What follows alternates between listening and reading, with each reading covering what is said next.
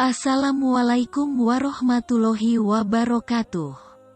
Sahabat beriman, orang-orang yang dikenal taat kepada Allah Subhanahu wa Ta'ala biasanya memperlihatkan perilaku yang rajin beribadah, seperti sholat, sedekah, dan membaca Al-Quran. Tapi tidak selamanya hal itu berlaku pasti. Ada juga orang taat tapi kelihatan melakukan hal-hal negatif. Namun, meski demikian mereka masih tetap digolongkan ke dalam golongan wali Allah Subhanahu wa Ta'ala. Apa yang sebenarnya mereka lakukan? Mengapa melakukan hal itu? Tonton video ini agar tidak sesat. Tentu kita tidak akan pernah lupa bahwa minum khamar dilarang oleh agama, bahkan termasuk salah satu golongan dosa besar. Karena itu umat Islam disuruh menjauhinya. Hai orang-orang yang beriman, sesungguhnya minuman khamar, berjudi, berkorban untuk berhala, mengundi nasib dengan anak panah adalah perbuatan keji, termasuk perbuatan setan. Maka jauhilah perbuatan-perbuatan itu agar kamu mendapatkan keberuntungan. Quran Surah Al-Maidah ayat 90. Dalam kitab Minhajul Muslim disebutkan, bahwa orang yang meminum khamar akan mendapatkan hukuman cambuk sebanyak 80 kali di bagian punggungnya. Hal ini sesuai hadis. Rasulullah Shallallahu Alaihi Wasallam mencambuk peminum khamar sebanyak 40 kali, Abu Bakar juga 40 kali, sedangkan Utsman 80 kali. Kesemuanya adalah sunnah. Tapi yang ini 80 kali lebih aku sukai. Hadis riwayat Muslim. Khamar ini salah satu yang berbahaya, sebab memiliki banyak mudarat, jadi jangan coba-coba. Nabi Muhammad Sallallahu Alaihi Wasallam sudah jauh-jauh hari memperingatkan umatnya. Dari Abdullah bin Amr berkata, bahwa Rasulullah bersabda, orang yang minum khamar lalu mabuk tidak diterima salatnya 40 hari. Bila dia mati masuk neraka, bila dia tahu bahwa Allah akan mengampuninya. Namun bila kembali minum khamar dan mabuk tidak diterima salatnya 40 hari. Bila mati masuk neraka, bila dia kembali minum maka hak Allah untuk memberinya minum dari Radakhatul Habal di hari kiamat. Para sahabat bertanya, "Ya Rasulullah, apakah Radakhatul Habal?" Beliau menjawab, perasaan penduduk neraka. Hadis riwayat Ibnu Majah. Bahkan dalam hadis Nabi, orang yang menjual dan membeli khamar akan dapat hal yang mengerikan. Allah melaknat meminum khamar dan penjualnya. Hadis riwayat Hakim. Tak beda jauh dengan zina, yang juga sama-sama berbahaya. Hukumnya di dunia juga ditambah di akhirat. Ambillah dariku, ambillah dariku.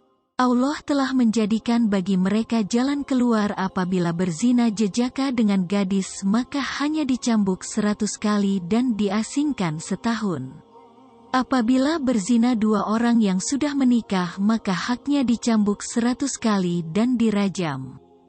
Hadis riwayat Muslim. Hukuman zina tak hanya dirajam saja, tetapi juga diperlihatkan di depan umum. Bayangkan bagaimana merasa berdosa dan malunya pelaku zina itu. Perempuan yang berzina dengan lelaki yang berzina, maka deralah tiap-tiap seorang dari keduanya, mencegah kamu untuk menjalankan agama Allah. Jika kamu beriman kepada Allah dan hari akhirat, dan hendaklah pelaksanaan hukuman mereka disaksikan oleh sekumpulan orang-orang yang beriman. Quran Surah An-Nur ayat 2. Tiada hal positif dalam perzinahan. Bahkan di akhirat nanti telah kubina tidak akan dipedulikan oleh Allah Subhanahu wa Ta'ala. 3 orang yang tidak akan diajak berbicara oleh Allah pada hari kiamat dan tidak akan dilihat serta disucikan pun bagi mereka. Azab yang pedih seorang tua yang berzina, raja yang berdusta dan orang miskin yang congkak. Hadis riwayat Muslim. Jangankan berzina, Untuk dekat-dekat saja sudah dilarang.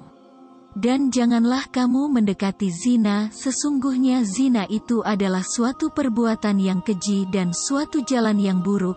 Quran Surah Al-Isra ayat 32. Umar bin Khattab terkenal dengan gaya kepemimpinan yang suka blusukan. Ternyata gaya itu juga dipraktekkan oleh Sultan Murad IV, Sultan Kekaisaran Ottoman yang hidup tahun 1623 hingga 1640. Sultan Murad IV juga adalah pemimpin yang tegas dalam memberantas korupsi dan segala kemungkaran lainnya. Beliau sering menyamar dan langsung melihat kehidupan rakyat yang dipimpinnya. Saat masa pemerintahannya itu, beliau mendapat sebuah kisah menakjubkan. Hal itu ditulis dalam buku hariannya dan kembali diceritakan oleh Al-Musnid Syekh Hamid Akram Al-Bukhari. Kisah menarik apakah itu? Suatu malam Sultan Murad melakukan penyamaran. Beliau pergi bersama prajuritnya, sampailah di sebuah lorong yang sempit dan mendapati seorang lelaki tergeletak. Sang Sultan mencoba menggerakkan tubuh tersebut, tapi ternyata sudah tak bernyawa. Orang-orang yang berlalu lalang tidak ada yang memperhatikannya. Sang Sultan pun mencoba memanggil orang-orang itu, kemudian seseorang bertanya, "Apa yang kau inginkan?" Sultan pun bertanya, "Mengapa orang ini meninggal? Tidak ada satupun di antara kalian yang mau mengangkat jenazahnya? Siapa dia? Di mana keluarganya?" Sultan kembali bertanya. Kemudian orang-orang itu berkata, "Dia adalah peminum minuman keras dan pezina." Lalu Sultan membalas, "Tapi bukankah ia termasuk umat Nabi Muhammad Sallallahu Alaihi Wasallam?" Terang Sultan. "Ayo angkat jenazahnya, kita bawa ke rumahnya," ajak Sultan. Mereka pun akhirnya mau mengangkat jenazah itu ke rumahnya. Saat sampai sang istri pun menangis mendapati suaminya sudah tak bernyawa. Orang-orang yang tadi mengangkat jenazah langsung pergi. Tinggal Sultan dan pengawalnya. Kemudian sang istri berkata sambil menatap wajah suaminya, "Semoga Allah merahmatimu wahai wali Allah. Wali Allah, aku bersaksi bahwa engkau termasuk orang soleh." Mendengar pernyataan yang aneh itu, Sultan Murad bertanya, "Bagaimana mungkin dia termasuk wali Allah, sementara orang-orang membicarakan tentang dia begini dan begitu? Sampai-sampai mereka tidak peduli dengan kematiannya." Mendengar hal itu, sang istri sudah menduga hal tersebut akan terjadi. Sang istri berusaha menceritakan yang sebenarnya. "Setiap malam suamiku keluar rumah, pergi ke toko-toko minuman keras. Dia membeli minuman keras dari para penjual sejauh yang ia mampu. Kemudian minuman-minuman itu dibawanya ke rumah lalu ditumpahkannya ke dalam toilet. Sambil berkata, 'Aku telah meringankan dosa kaum muslimin.' Dia juga selalu pergi menemui para pelacur, memberi mereka uang dan berkata, 'Malam ini kalian sudah dalam bayaranku, jadi tutup pintu rumahmu sampai pagi.' Kemudian ia pulang ke rumah dan berkata kepadaku, 'Alhamdulillah, malam ini aku telah meringankan dosa para pelacur itu dan pemuda-pemuda Islam.' Orang-orang pun hanya menyaksikan bahwa ia selalu membeli khamar dan menemui pelacur. Lalu mereka menuduhnya dengan berbagai tuduhan dan menjadikannya buah bibir. Uang yang dipakai untuk hal itu adalah penghasilan sang suami yang selalu dibagi 3. 1 bagian untuk dirinya dan keluarganya, 1 bagian lagi untuk membeli minuman khamar, 1 bagian lagi untuk membiayai para pelacur tiap malam."